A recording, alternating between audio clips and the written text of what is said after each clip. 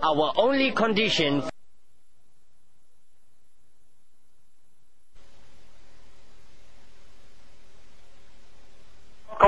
Welcome to another edition of the French Connection. Today's date is the 18th day of November, 2008, of course. My name is Darrell Bradford Smith. I have to make a comment here about the running over of the programming 13 minutes. I find that terribly disrespectful of the prior host, and I find it unacceptable, John, that you would do that to me, as though I have no importance here and I have nothing important to say, and not even bother apologizing for it.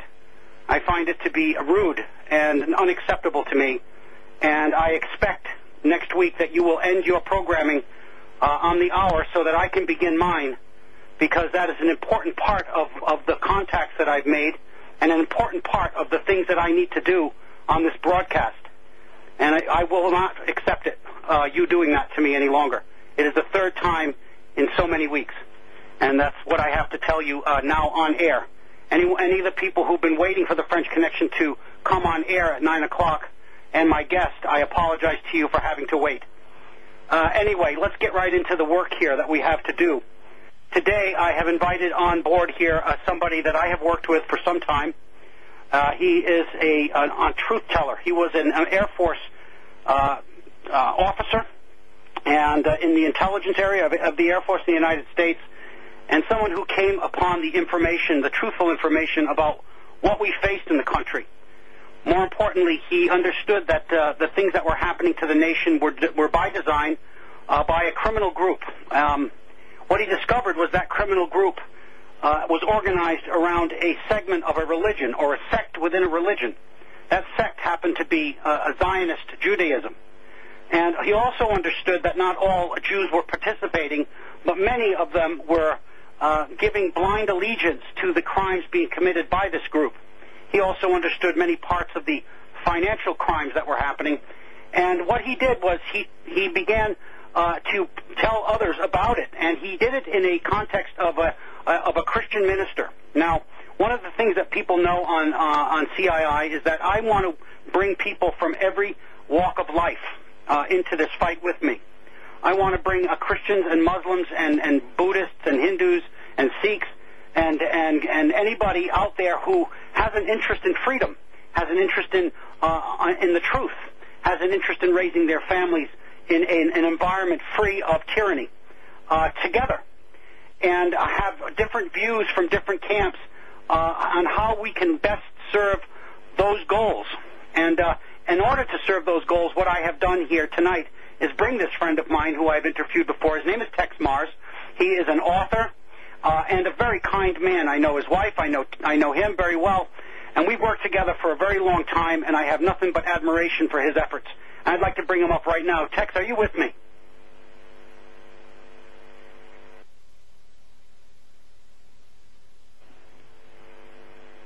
Well, it looks like we've got a delay on Texe.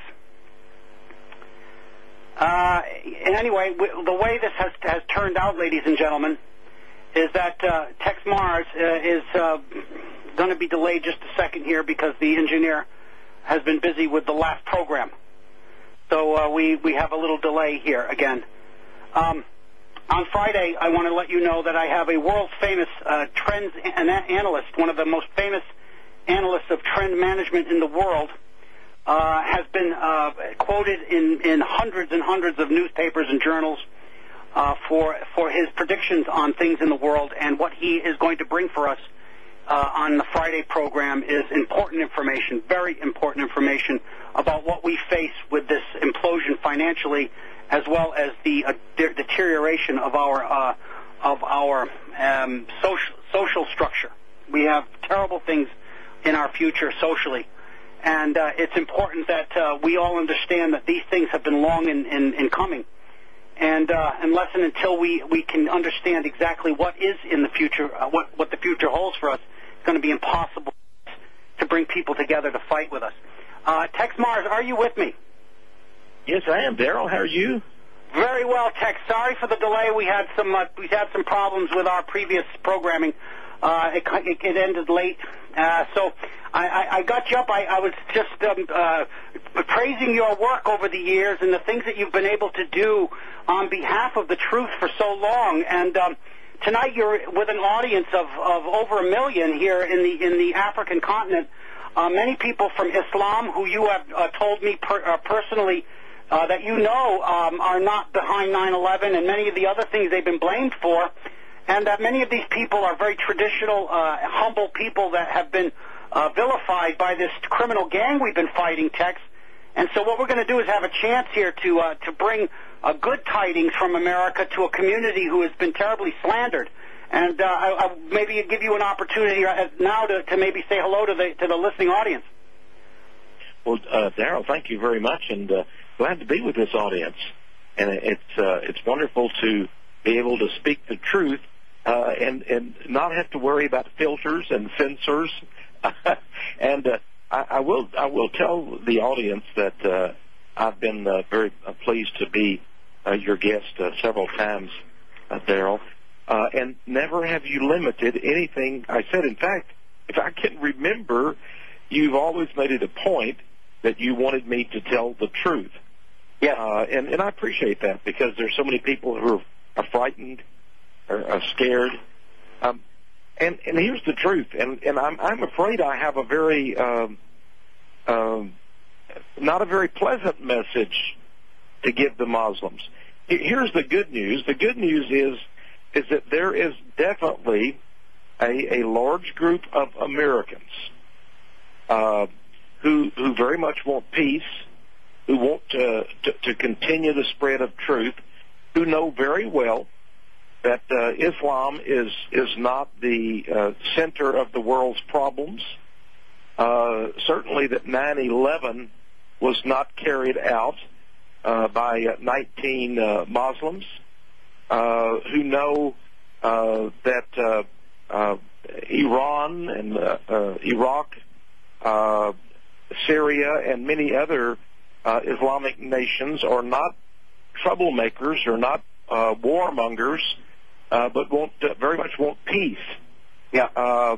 But what I want the Muslims to know, that they're this listening audience, and I'm glad there are that many listening, is here's the real truth about it. I am a minority. I am not in the majority.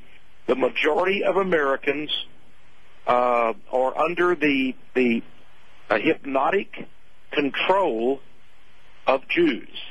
This is a Jewish nation. Okay? Right. We have almost 300 million people in the United States.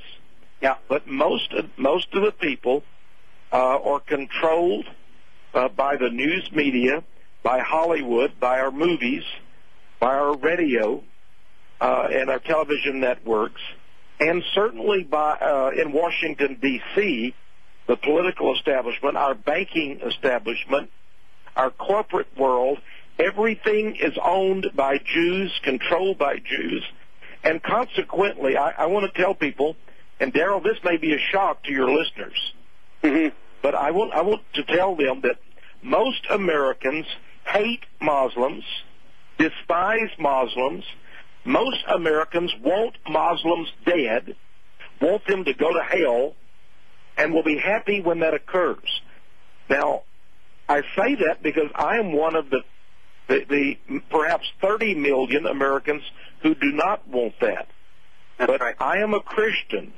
But most of the people who say they are Christians are not Christians. In fact, they are Zionists. They are Zionists who pretend to be Christians. They want all Muslims dead. I want to say that again.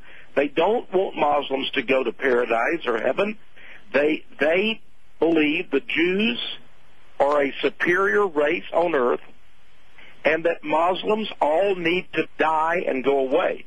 Now, Tex, let me ask you this. Yes. See, you and I both know the depth of the brainwashing that Americans have been under, because we have seen it firsthand in our lives.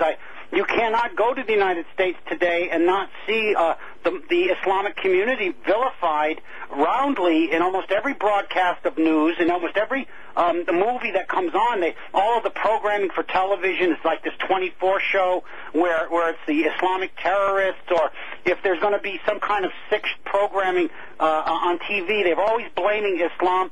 They've done a very thorough job of hatred here. Now,